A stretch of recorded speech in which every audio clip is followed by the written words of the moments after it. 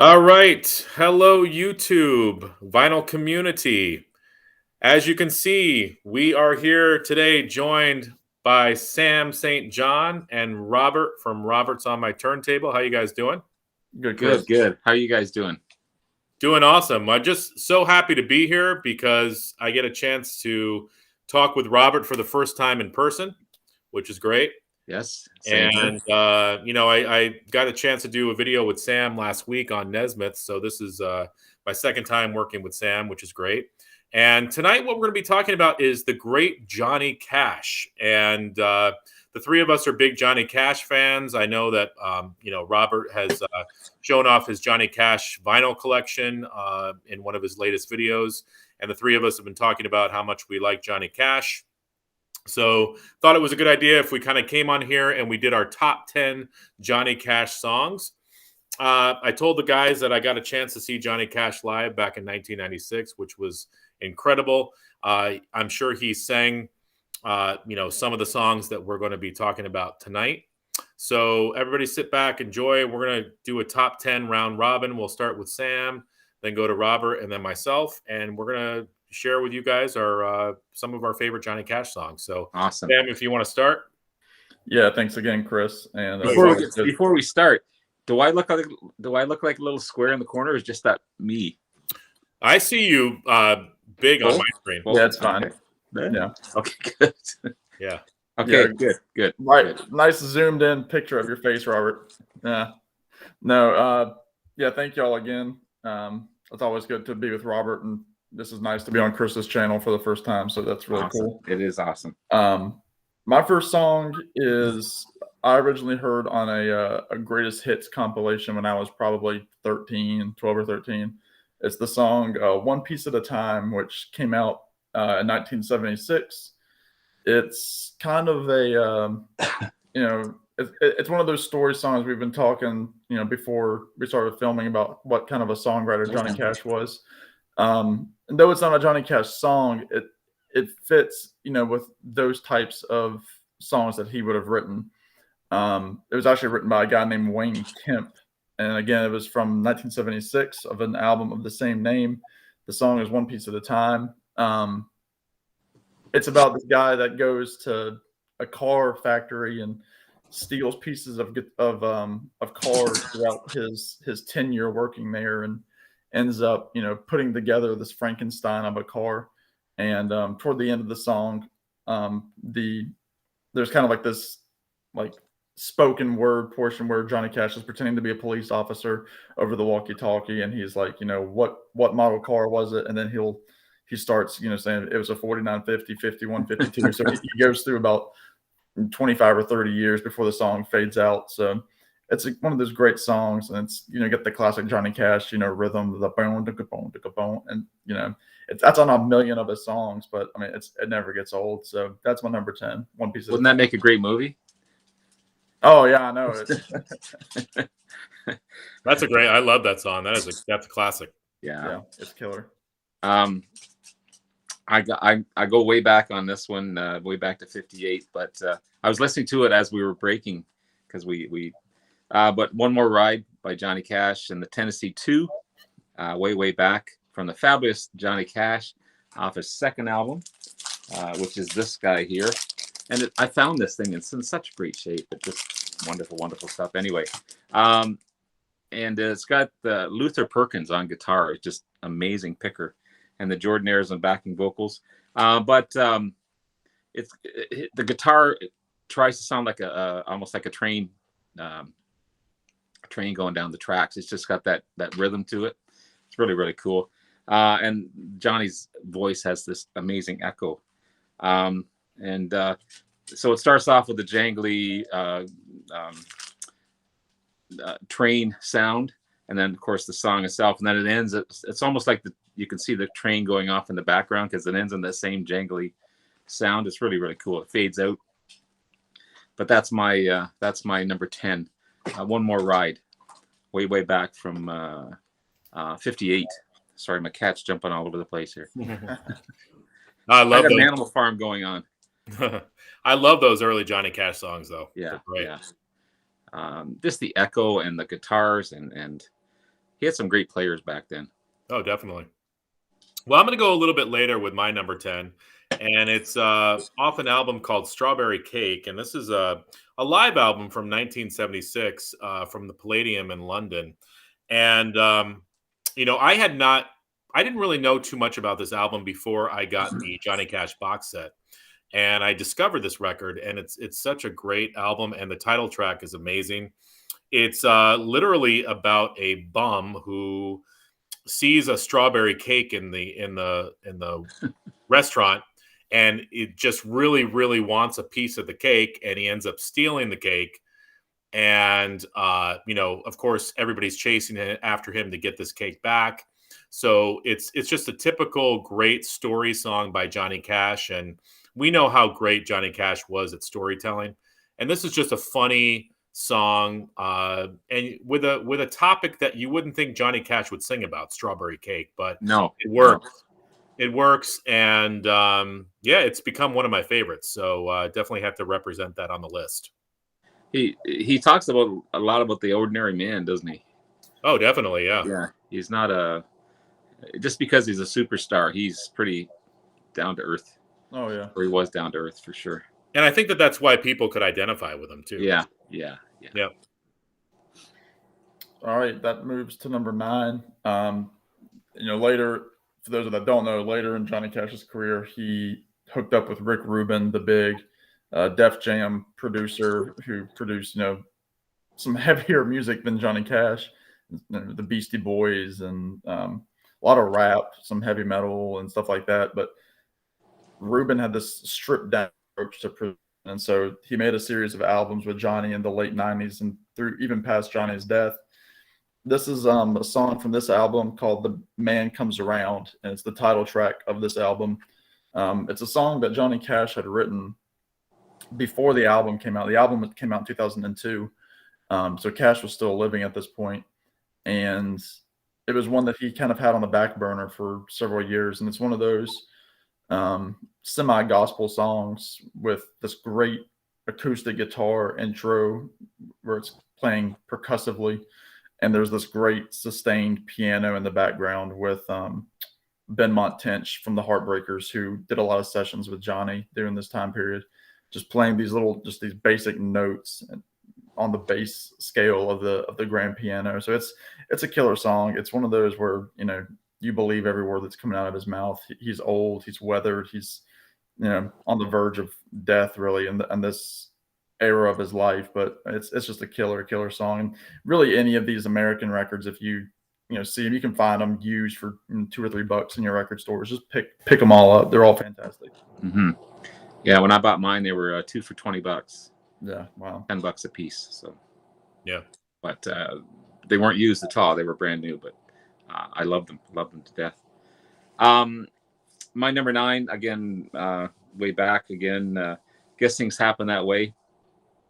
I love how it starts with ba-doo ba-doo, ba-doo ba-doo, and then it's got that boogie piano playing, kind of rhythm and blues piano, but the piano follows the vocals as well, which is, I love that. And of course, great harmonies. Short song though, it's only 1 minute 50 seconds, which is pretty short in today's standard. And then it fades out with that ba-doo ba-doo as well, which I love. But it's just got the cool little rock and rhythm to it. Johnny was an original rocker, in my opinion. And great vocals again, and classic track, but a short song, 1:50 seconds. I think we talked about it earlier. I think a lot of the tracks that he did back then were to get on the radio.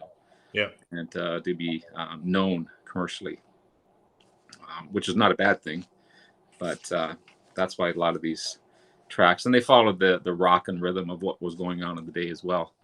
So cool track though. Cool. Yeah, I like those earlier tracks with the background singers. They're unique. Yeah, for sure. Well, my number 9 is off the Unchained album, and this was the second album in the American Recordings series, and this had Tom Petty and the Heartbreakers as Johnny Cash's backing band.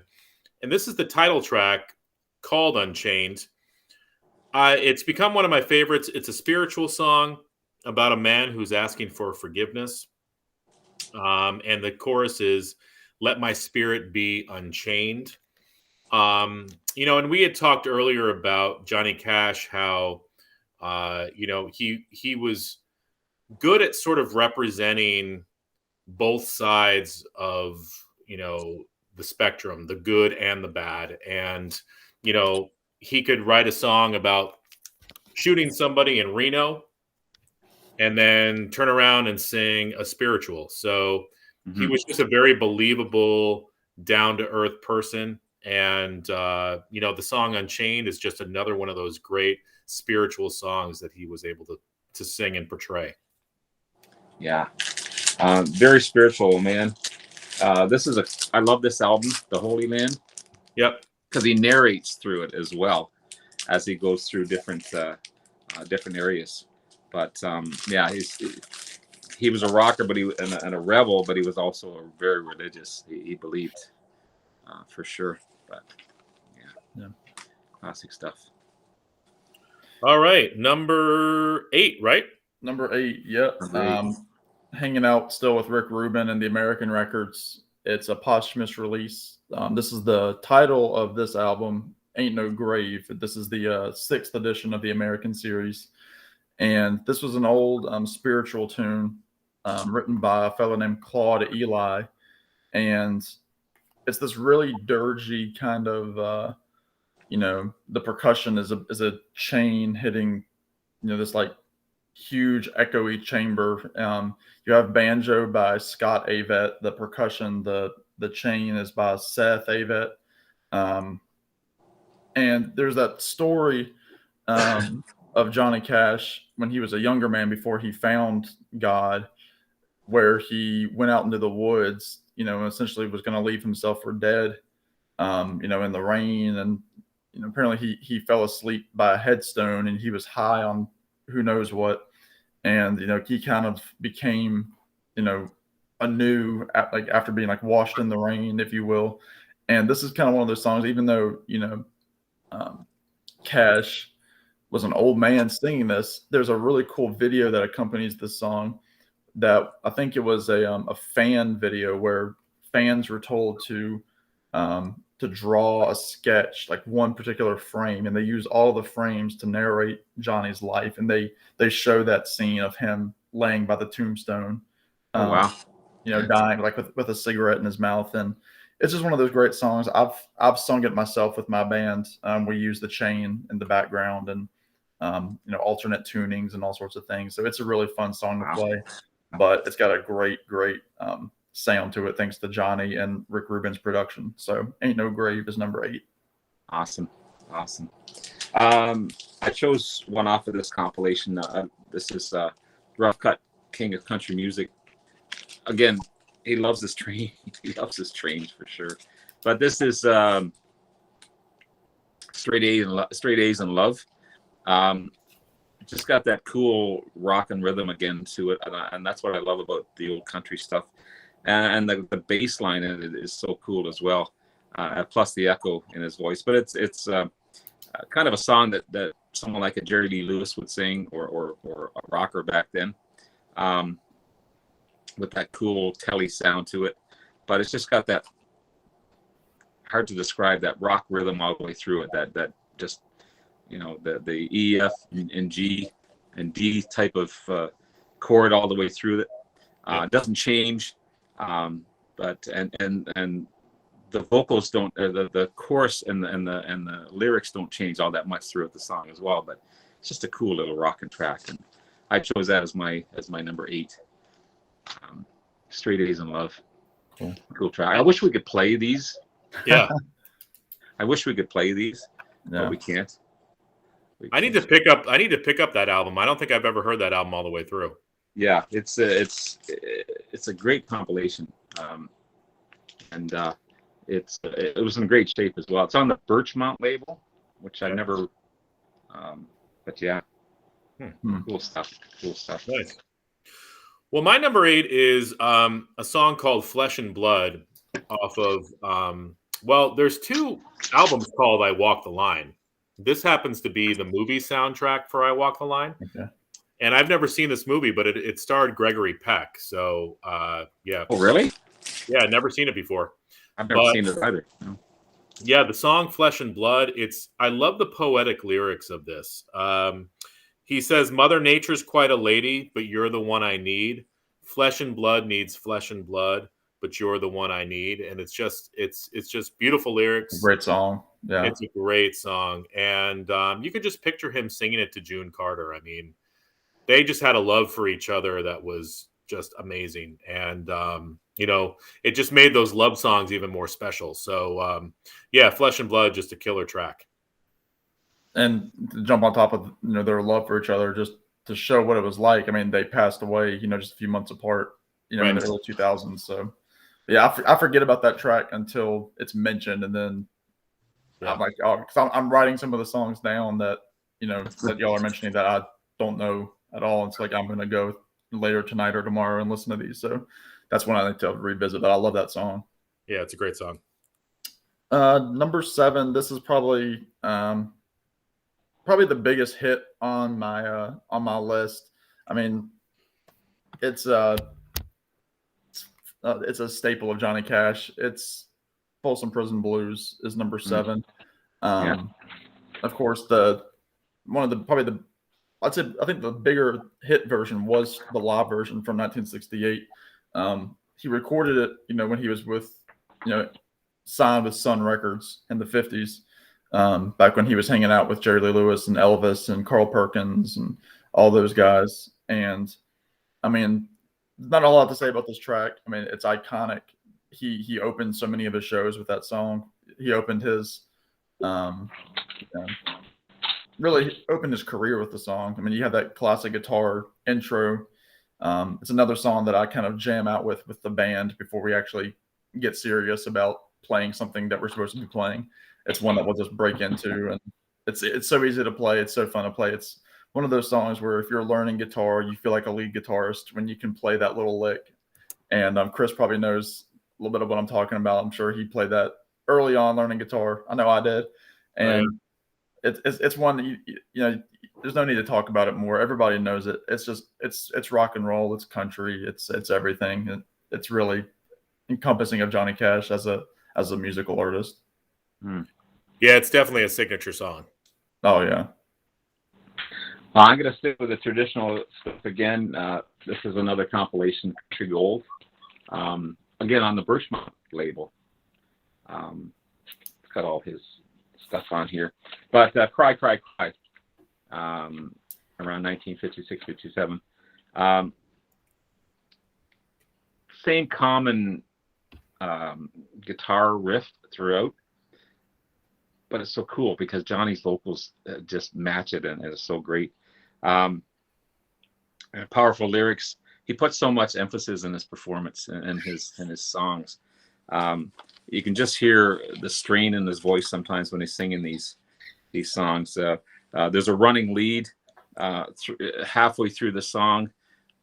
Very, very simple lead, like one string at a time. It's not a running riff or a blistering lead in any way, but it fits the song.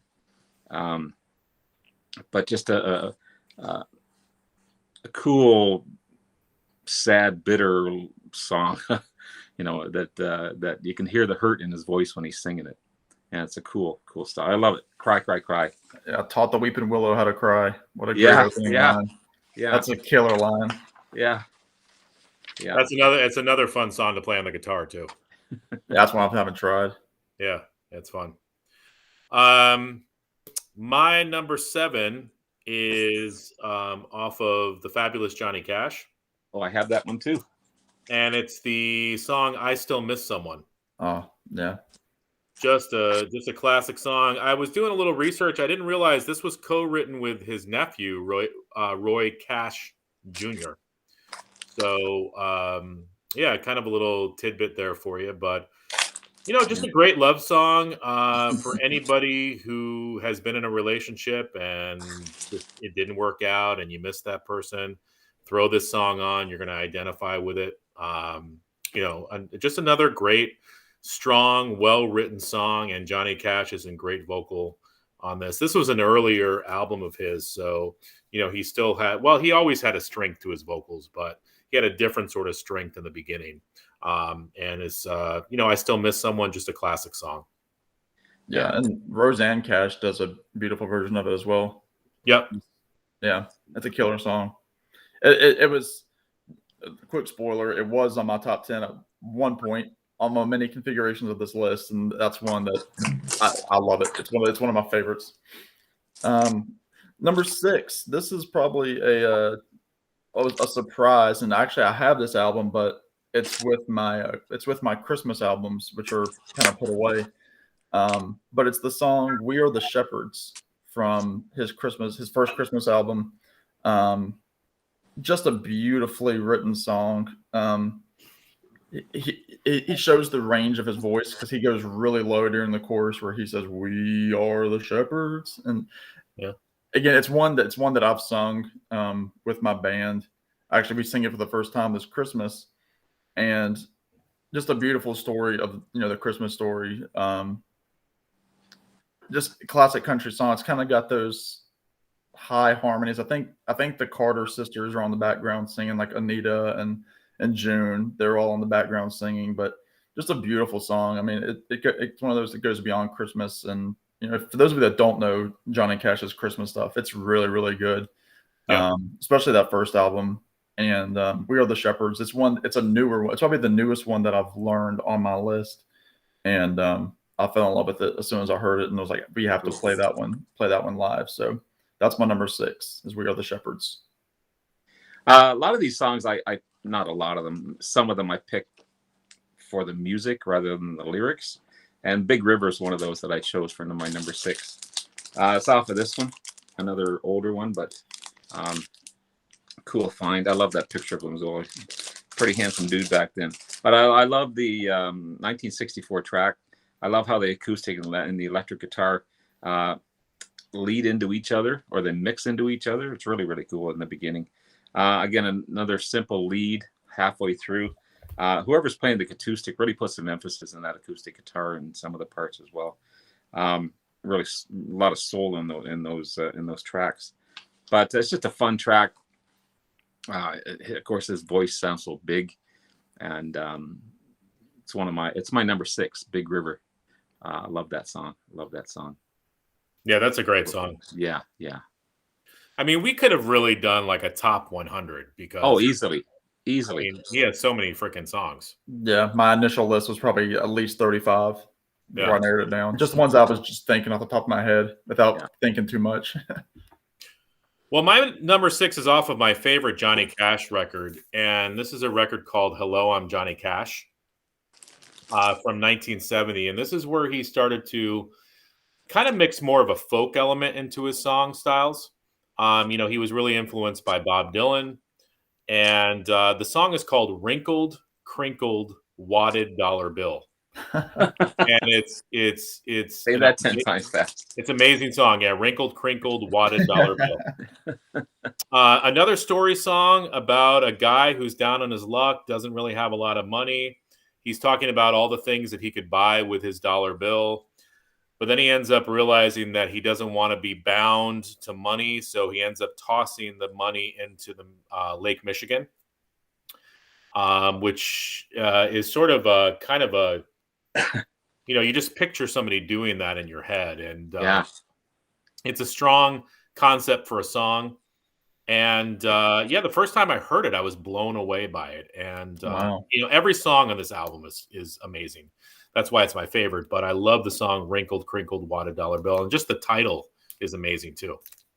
Yeah, that's a title you don't hear too often for sure. No. I'm gonna listen to that one probably first out of this I don't have that one. I've got to find that one for sure. Yeah, it's my favorite, so you need it. Yeah, that's really cool. Chris just mentioned around that time that Cash was really getting into Bob Dylan. Of course, Cash had a TV show at the Ryman Auditorium, and it was huge that he invited Bob Dylan up on stage when Dylan's Nashville Skyline came out in 1969.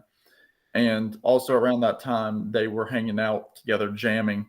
And there is a one of Bob Dylan's bootleg sets. This is called "I'm Traveling Through." It's essentially, I know Robert in other videos has talked that he respects Dylan, but he's not an avid Dylan follower. I would recommend this box set for Cash fans because about 2.5 discs are devoted to sessions with Johnny Cash, really with Dylan kind of singing background. But the reason I bring this up is my number 5 song came out of these sessions, and it's the song "Wanted Man," which it's often attributed to both Cash and Bob Dylan in terms of songwriters, but historians have kind of come to the conclusion that it's one of those. It's a Bob Dylan song. Cash was just in the room, but there's a great version where they're trying to sing this song together, and essentially the story of the song. It's just it's very simple lyrics. It just talks about all the places where he's wanted. Wanted man in Arizona, wanted man in Ohio, and it's just one of those great. It builds itself up. I think he sang it live first at San Quentin. Yeah, I think it's on the San Quentin record. It's not on Folsom, but I think the first time he ever played it was at the San Quentin show for that record. And I think he had an album later that was called "Wanted Man," where he actually gave it a proper studio treatment. But it's like Bob Dylan wrote the song for Johnny Cash. I mean, it's obviously Johnny's style. And it's really cool to hear the two of them sing it together. But I didn't know the song until 2019 when that box set came out, and I was like, that's a really cool song. And so I looked it up, played all the different versions of it, and it's a killer track, and they both do it so well. But again, recommend this for Johnny Cash fans, even though it's got Bob Dylan's name on it. About 60% of it is Johnny Cash. So. Well, I know he's someone I've got to get into. I'm a minority on the BC right now as far as the Bob Dylan. I have a couple of his albums. I've just never sat down and listened, I guess. Right. It's kind of out of my realm, I guess, even though I love Johnny, but I just have to give it a listen. There's no excuse for it. It's just something I haven't gotten into. I know Glenn's a huge fan, and he's tried to encourage me. He even said, he congratulated on all my subs, but he said I didn't even, I couldn't even get you into Bob Dylan. So, but I'll get there. You'll get there. Yeah, for sure. One of my favorite albums definitely is this one here, Folsom, and my number 5 is Jackson with June. What a great duo, and the growl in her voice when she sings, is just remarkable. What a powerful voice she has, and the two together are so cool. You can tell they're having fun.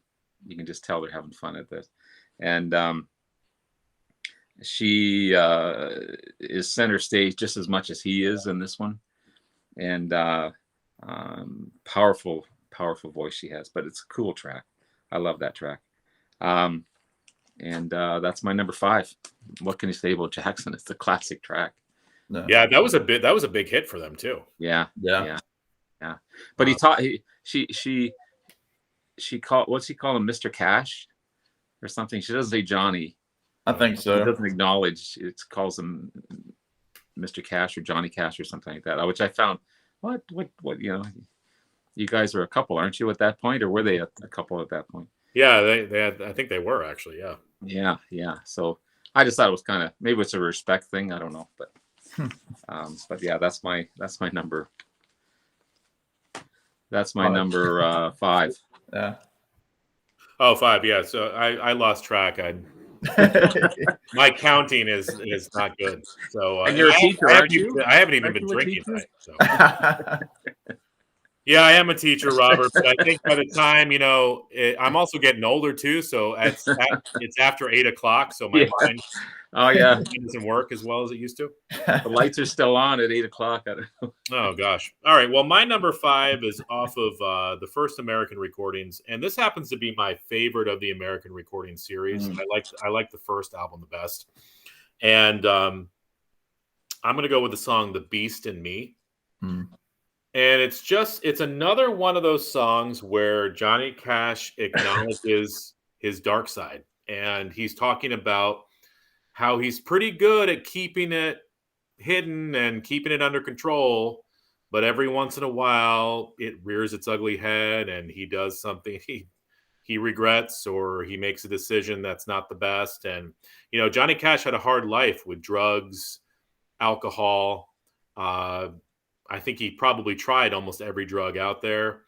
I don't know at times how good of a husband he was to June. I'm sure he probably said things, maybe did things that he regrets. So, but he was honest, and he basically said, listen, there's a beast inside of me. It comes out every once in a while. I try to keep it under control, but I apologize, but I acknowledge it too. So, and it's a song that I can identify with as well. I think we all sort of get angry at times and wish we didn't, but it happens. And we all have our demons. Yeah. So this is just another example of how Johnny Cash was able to kind of balance those two parts of his personality. The last couple of years have brought out more demons than you want. It's been a hard couple of years for sure. Oh yeah, yeah, and I think when we're all under stress, you just don't know sometimes how you're going to react to that stress. But I'm really glad I'm doing this tonight. Today is the year anniversary of my dad's death, so I needed this to get over that. It's been a long. I've had a quiet day, even though I've done a couple of videos and listened to some cool music and stuff, but I needed this to release that. So thank you. I appreciate it. Oh, you're welcome. You're welcome. Yeah, I appreciate that. So, yeah, I mean, again, we're going to talk about Cash's, his humanity. And again, all these songs, you can take any Johnny Cash song, whether he wrote it or covered it, and associate it with his humanity. I'm sure he had, his life was so large, and he met everybody where, his life could just be told in any song. So my number 4 is it's an old song that he recorded later in life. It's God's Gonna Cut You Down. Again, from one of the American records, which I don't own, but I love this song. I think that was also released posthumously.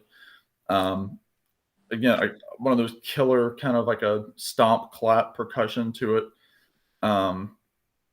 There's this great part. There's a killer video. Yeah, there's a killer video to it. It's got all of these musicians and actors, and it's all in black and white. And there's this part where he yells, where he's talking about God, and God tells him, he says, "Go." He's like, "Go out, John, and do my will." He said, "John, go and do my will," and he kind of like yells it, and like the music stops, and then it jumps into you can run on for a long time. Sooner or later, God's gonna cut you down.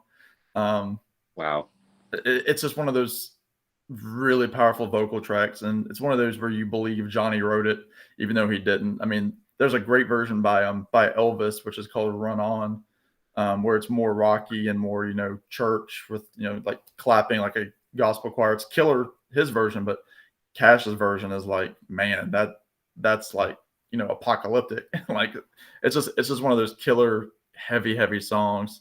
And I think it was one of those great final songs that we're lucky to have from Cash. Yeah, I think that song has been used in a couple movies or commercials. Oh yeah, because I've heard it. Yeah. But, my number 4 again off of Folsom is Folsom Prison Blues. That's got to be in the top 5 to me anyway. And I love how it starts. Hello, I'm Johnny Cash. Didn't he start his TV shows like that as well? Yep. Again, one of his classic tracks. His voice goes so deep on some of the tracks as well. It's amazing how deep his voice can get. But you can tell he had a great time on this concert again. The great jangly Telecaster in there again. And I love when he yells, "Sushi!" That one's so cool. It's a great recording too. This album sounds so good. From back in 68 or something like that. Yeah.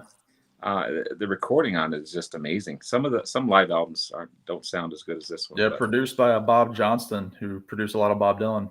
Yeah, a lot of those Nashville guys. And it's a classic track. So that's my number 4, Folsom Prison Blues.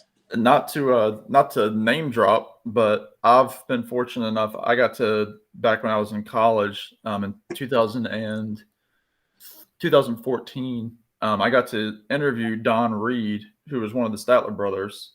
And for those who don't know, the Statler brothers were a quartet that for up until but the early 70s backed Johnny Cash, and then they really broke out on their own. They kind of had a parallel solo career with Cash, but Cash really got their start for them. And they're from Virginia, my home state.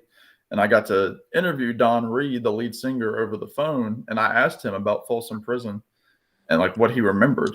And, of course, that was 50 years ago at the time of the interview. And he said he remembers the coldness of it in terms of just what it looked like, trying to keep your cool in a room full of killers, because they had people of all sorts. I mean, they had people that were, robbers. They had people that, did terrible, terrible things. But he said he also remembers specifically the pipes in the auditorium and the cafeteria, and like the clinking of the pipes.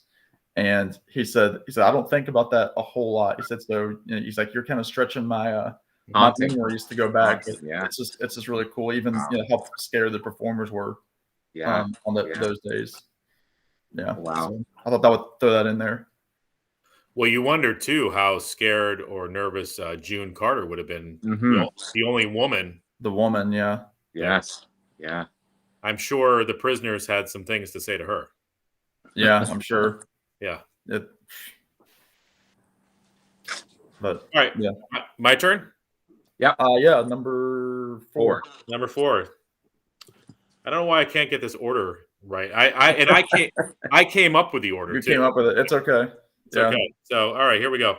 My number 4 is The Man in Black. Nice. Off of 1971, The Man in Black. I mean, another signature song. It's a protest song, around the time of the Vietnam War as well. Basically, the line, until things are brighter, I'm the man in black. He's talking about all the things that need to change. And basically, listen, until it's changed, he's going to be wearing black. And, it was a big song for him. It was a statement song for Johnny. And, he was already known as the Man in Black before that. Yeah. But this just sort of solidified that. And then he was always the Man in Black. And, always the Man in Black. Yeah. It's a very strong song. And this whole record is killer. But I love the title track. He never wore a hat, though. No, that's good. That's good. He could have worn a black hat as well, but I'm glad he didn't. Too many people wore hats. Yes. Yeah, and I was looking up, because there's a line in that song where he sings, each week we lose 100 fine young men. Yep. Where he yells it almost, and he does a great live version of it on his TV show that we were talking about earlier. So yeah, that almost made my list, but it didn't make the 10. But and you wonder now if nowadays, if some of these songs were released, if they could be released, because basically back then Johnny Cash said whatever he wanted to say. Politically correct or not politically correct. Yeah. He just spoke his mind. And nowadays it's getting harder to do that. So, you wonder if an artist like Johnny Cash would have made it in times like this. Because it's funny, he walked both sides of the tightrope politically, not to get into politics or anything, but, he had the group of, the working man that followed Johnny Cash. Yep. And then you had like these, folky kids, coming like that were following Bob Dylan or Peter, Paul and Mary. So you had both sides of the spectrum, and he knew he had to walk that line literally. But he was always true to himself, and he did it. He offended a few people along the way.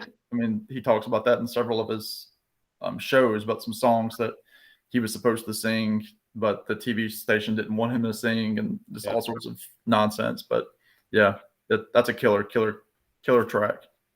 Unfortunately, these days you can't look sideways at someone without them getting offended, which is sad, really. Yeah, sad state. Well, my number 3, Robert mentioned it early on, and it's the Cowboy Jack Clement song, Guess Things Happen That Way. Again, one of those early Johnny Cash songs. I loved, Robert talked about it, the ba-do. And it's so short, and it's one of those you wish would go on forever. It's just a great kind of almost like a pop song. I mean, it's not necessarily country because it had that hook of not really a chorus, just the background vocals are what made it. And yeah, I mean, we kind of talked about it earlier, so I won't go too much into it, but it's always one that I'll hum along to. If I'm humming any kind of Johnny Cash song, that one's usually toward the top of the list. So yeah, the background thing is just a cool track. My number 3, I'll Walk the Line. Way back in '58, but it was his first number 1 hit as well.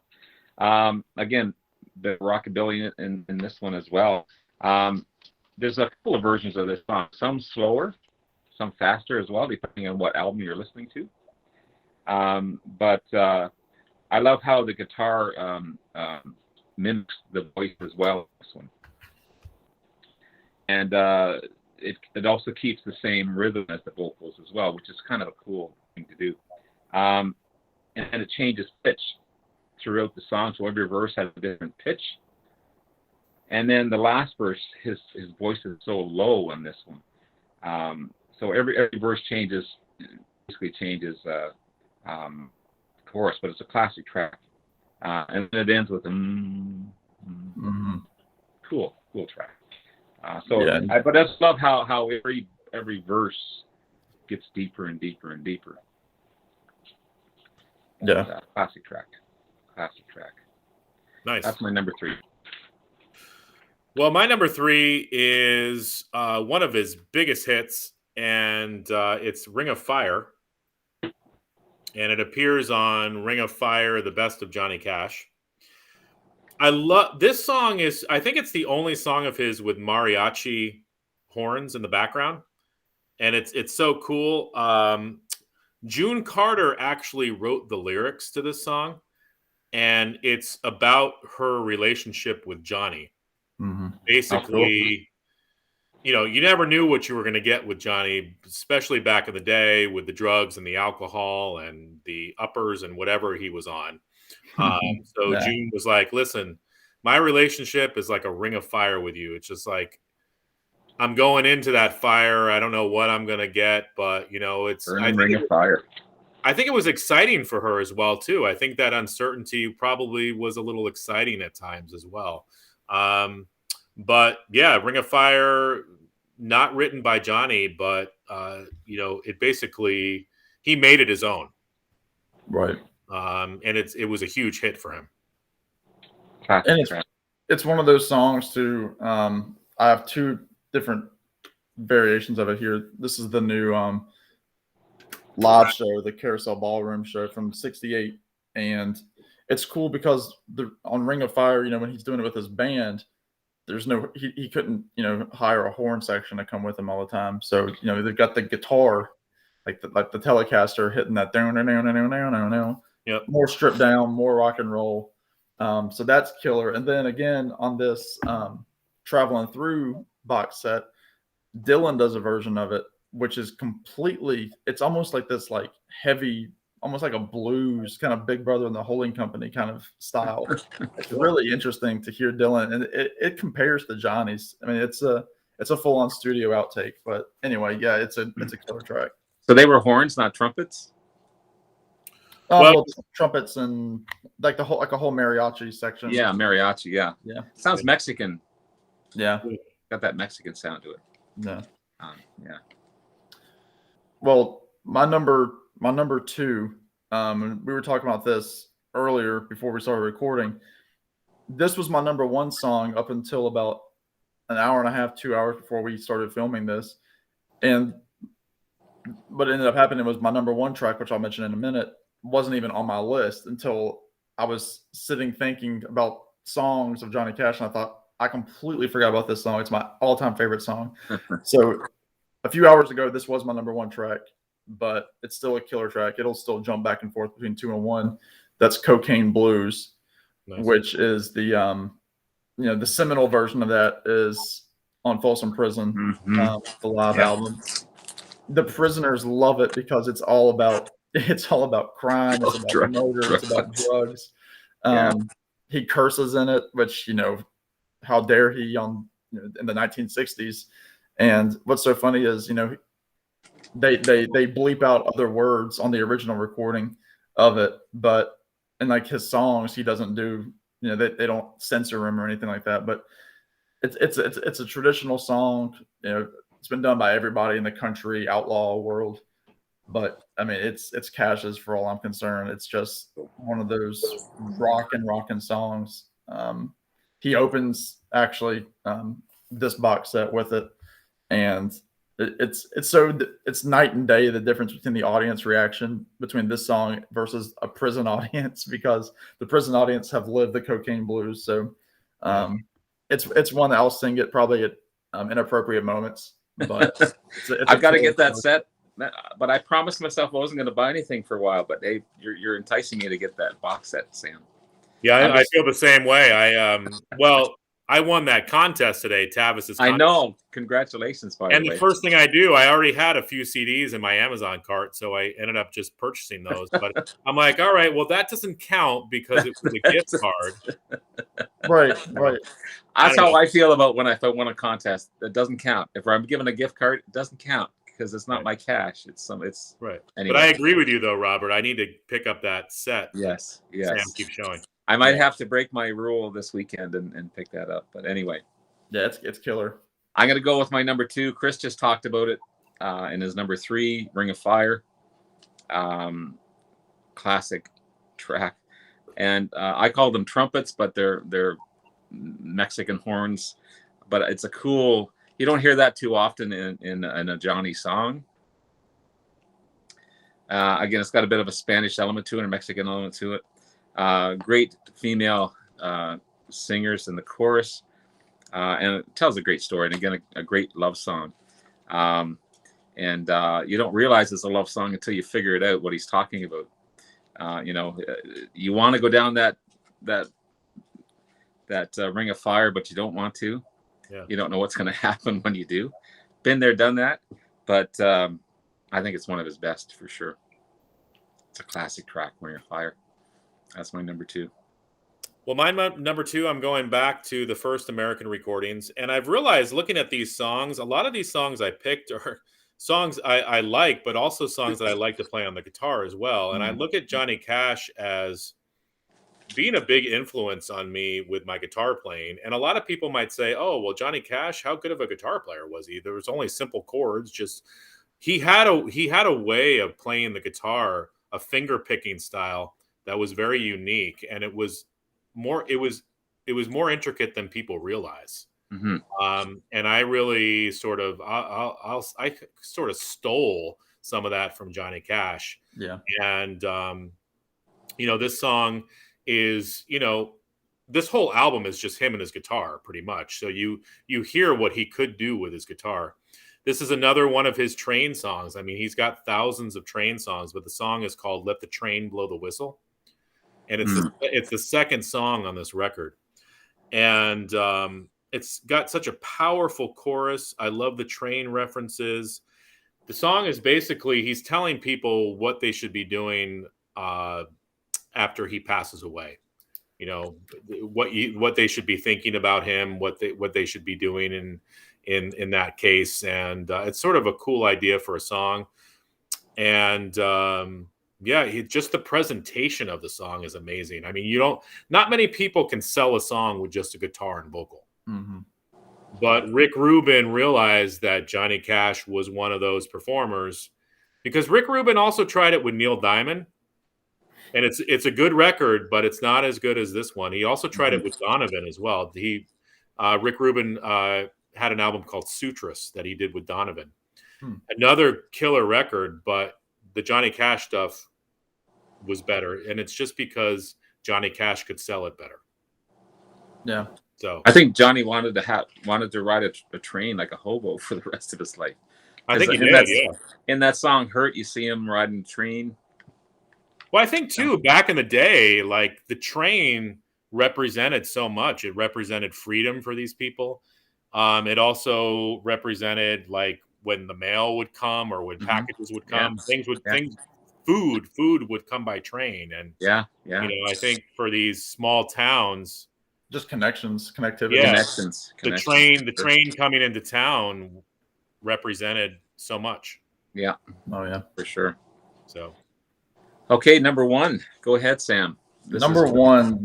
Just before you said, we haven't matched as far as the same number. We've had the same song in the top. And 10. I guarantee you, neither one of you have this as your top track, because again, this is one I remembered it when I was getting ready for this video, like an hour and a half before, and I was like, I completely forgot about this. It is very specific to the version that I'm going to talk about. The song, it's a Christmas song, and it's called "Children Go Where I Send Thee." Now, there's several versions that Johnny Cash did on his shows. He did one where he had Roy Orbison was on there. He's done one, I think, just with him and the Carters. But there's a version that he does it's on, like, I think it's Danish TV, like a Danish TV special. He has the Statler brothers. He has Carl Perkins at this point. Luther Perkins was no longer in the band. I think he had passed away. So Carl was in the band. And then you had the Carters with Mother Maybelle. And it's about 7 minutes long. And it is the most high energy performance of Johnny Cash, I think, on the internet. It is it is so fantastic.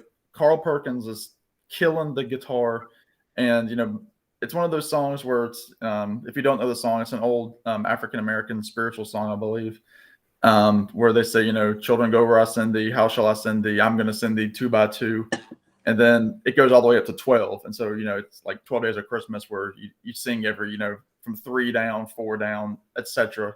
It's another one that I've done with my band. And it is just, this version is just so killer with Johnny Cash leading the charge. And what's so cool is that Carl is singing behind, like Carl's playing the guitar, doesn't have a microphone. So every time Carl has to sing his part, Johnny kind of like sticks his arm out to Carl's mouth. And then the Statlers do a part, the Carters do a part, June does a part by herself. The Statlers do them individually. It is just pure rock and roll. It's pure energy on stage, especially once they get to 12. Carl is really picking it. They've gone up like 3 or 4 octaves throughout the song. So Johnny's straining at the top of his voice, and he starts laughing, I think, because he's looking at the cue cards, trying to remember his spot. And it's fantastic. Killer. So good. Stuff. Wow. This is a Christmas song. It's a Christmas song. Yeah. Wow. Yeah. I think you have 2 Christmas songs. 2 Christmas songs. Yep. Yeah. Are you familiar with Mary Chapin Carpenter? Mm-hmm. Yeah. Yeah. On her Christmas album, she does that song as well. Yeah, and there are many. I've got a version also by Nick Lowe that he did in like 2014 or so, and a lot of people will they'll skip a few of them. Like they'll go from like 1 to 4, and then like it's a shorter song. Just that particular version, like I said, it's just under 7 minutes, and they do all 12 verses. And Carl is just killing it. He's taking him back to Sun Records, and the Statlers the harmonies are beautiful with the Carters and the Statlers. It's like a choir. It's perfect. It's one of my favorite live performances of all time. Cool. Yeah. Well, my number one wasn't written by Johnny. It was written by this guy. Sunday Morning Coming Down. Oh, I love that song. Talk about a storyteller, and this one for sure.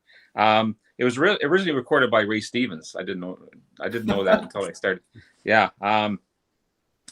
But it was it also became a number 1 hit for Ray Stevens as well. So he recorded in 1969. Johnny recorded in 1970. But this basically tells a story, about this guy just trying to make it through the day, and you feel sorry for the guy. And when the chorus kicks in, you can feel where this guy's going to and what he's been through. He just wants that cigarette. He was probably drunk the night before. Powerful lyrics by Chris Christopherson. I also love his version. I don't have his version of it. He's not the greatest singer, but he can throw some emotion in his version of it as well. But talk about someone that's going through hell. Yeah. In this song, and you just want to get over the day. And again, when that chorus kicks in, you just feel sorry for the guy from what he's going through, whatever he's been going through. But yeah, it's a classic track. I love the line in that song. The beer I had for breakfast wasn't bad, so I had one more for dessert. One more for dessert. Yes. Yeah. And that was one of those songs too that they wanted to censor on the show. They did the line, because Christopherson was in the audience, and they wanted the line about wishing Lord that I was stoned. They didn't want to use the word stone on TV. And there's this big story, where Johnny said he wasn't going to do it, and then he does it, and he enunciates that line like right into the camera. It's so rock and roll. It's so punk. So that's a great choice. Yeah, it's one of my favorite songs by Johnny for sure. Yeah. Well, my number one is off of this record, and we've shown this record quite a bit tonight. And I'm looking at the track listing. I should have picked the song "Flushed from the Bathroom of Your Heart," and I also should have picked "Dirty Old Egg Sucking Dog." Yeah. But I didn't. My number one is "Folsom Prison Blues." We've already talked about that. I mean, it's got to be number one. He says, "Hello, I'm Johnny Cash" in the beginning of the song. And he says, "I shot a man in Reno just to watch him die." Johnny Cash was a badass. I mean, this guy was cool. I mean, we've talked about already how cool he was, or maybe we haven't. I'm just going to say it again. Yeah, look at that. Ballads of the True West. Look at how cool he looks on the front. Classic. Mustache. Yeah, mustache, big 6-gun shooter. Yeah, I mean, my number one's Folsom Prison Blues. And we've already talked about it, so I don't really have too much more to say. Awesome. Again, we could have done a top 100 easily. Yeah, and for anybody out there, I mean, if you're sort of a casual Johnny Cash fan and you just know like Ring of Fire, I Walk the Line, I mean, that's awesome. But I would encourage you to sort of dig deeper, because Johnny Cash has so many great songs that go beyond the hits. He did, like Robert had mentioned, in the early days, he had the background singers, the Jordanaires, with him, kind of more of a radio-friendly Nashville sound. He went into the folk thing, like Sam was talking about with Bob Dylan and things like that. He has the American Recordings albums. He has June Carter Cash duet records. He even did a record with Waylon Jennings. So, he's got a lot of different styles of music, and I would just encourage people to sort of dig deeper. This would probably be a good one to start with. Yeah. Maybe. For anyone, or even this one here. But I don't know if you guys have any last minute thoughts before we end here.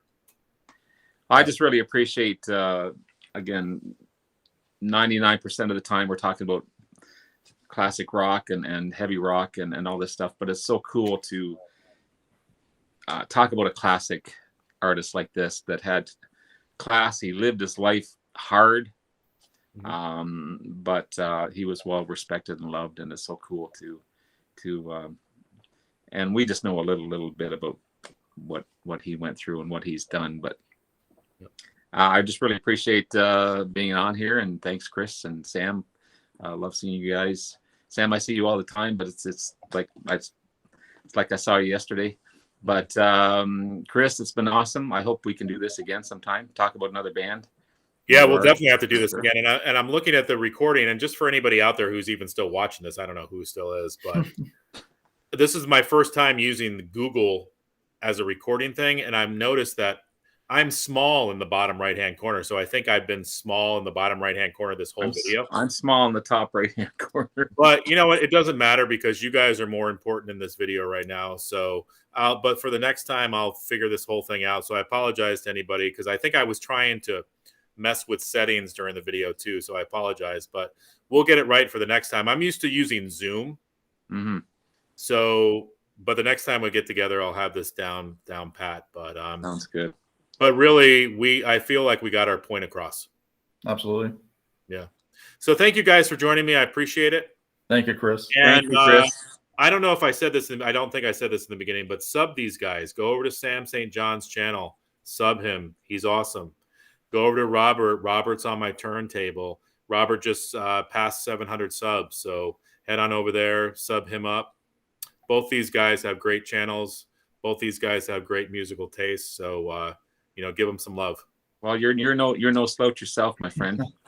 I appreciate that. You've got some great stuff in your discography, and you're a class act for sure. So I appreciate that. Yeah. All right, gentlemen. Have a good night, guys. All right, and everybody else, stay safe. We'll talk to you again soon.